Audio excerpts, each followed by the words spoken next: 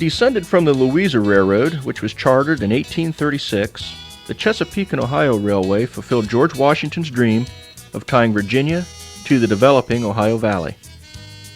The heart and soul of the C&O is West Virginia, with its many branches extending into the coal-rich valleys and hollows of one of the nation's leading coal-producing states. Coal, hauled by the C&O's massive fleet of hopper cars to either Newport News, Virginia, or Toledo, Ohio, provided a lucrative traffic base, ensuring the road's continued profitability. In June 1952, Karl Walters visited the C&O and filmed a pair of 2662s beginning the process of moving coal by wrestling 40 empties up to 3.3% grade between Meadow Creek, West Virginia and Top Siding on their way to be loaded. With H6 number 1491 on the head end and H4 number 1411 cut in ahead of the caboose, the train is negotiating the loops at Claypool.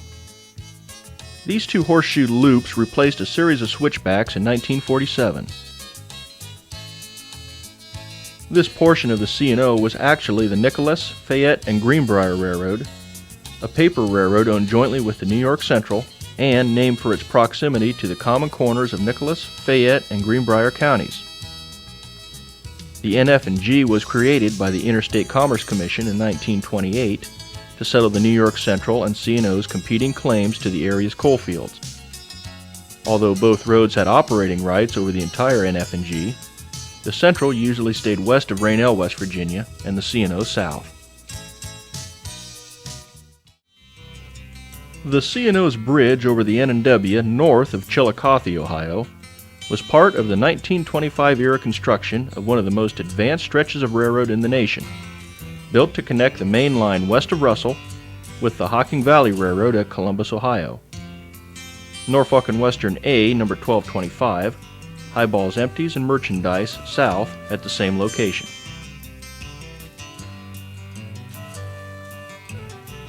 Joe Slanser filmed portions of this line from the rear of number 46, starting at this same bridge.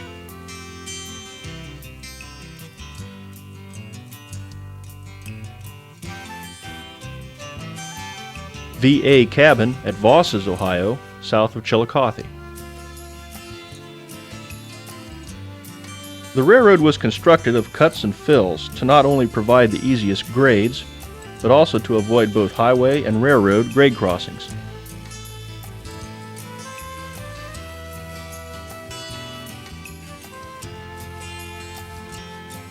The crown jewel of this project is the Limeville Bridge over the Ohio River, which is crossed just before the junction with the line to Cincinnati at NJ Cabin.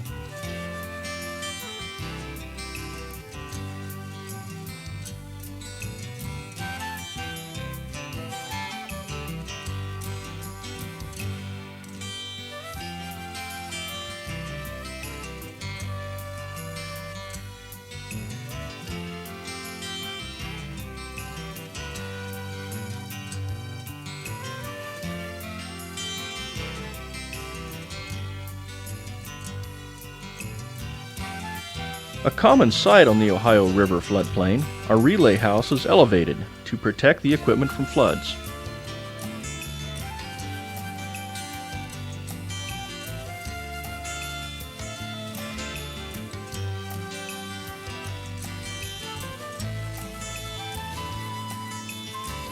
The Raceland Car Shops, where the C&O's hopper car fleet is built and maintained, is located near the west end of Russell Yard.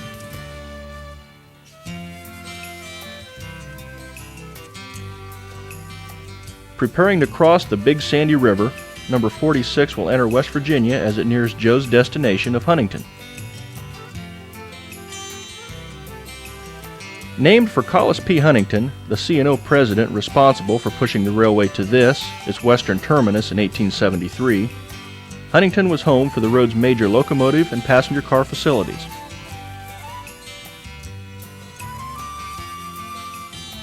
Ordered by the Pierre Marquette, but delivered after the C&O takeover, the BL2s, such as number 83, were the first diesels to be lettered for the Chesapeake and Ohio.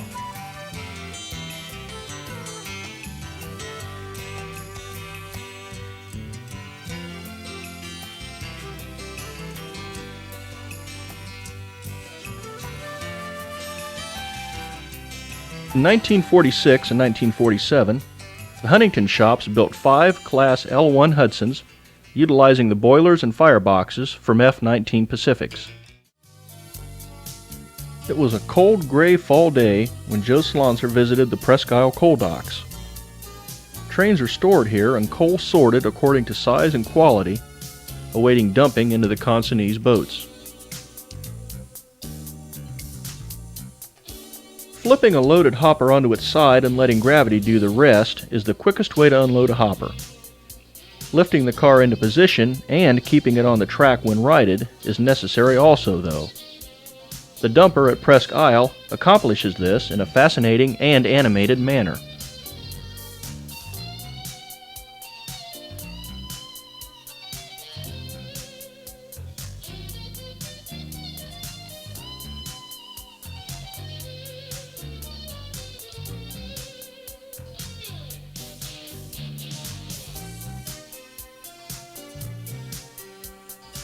Built by the Atlas Car and Manufacturing Company in Cleveland, Ohio, and running on 42-inch gauge track, a sidearm push locomotive nudges the loaded hopper over the top of the Barney, a cable-operated device between the rails of the approach to the dumper.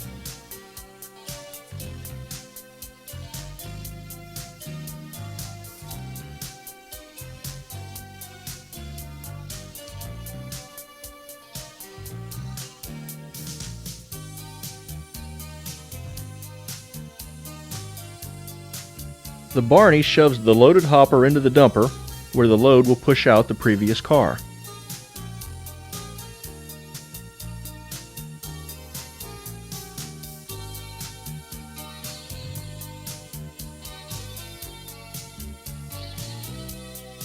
The just emptied hopper rolls down the other side of the dumper through a spring switch and onto a kickback trestle. The spring switch will route the empty through a set of retarders and into the empty yard.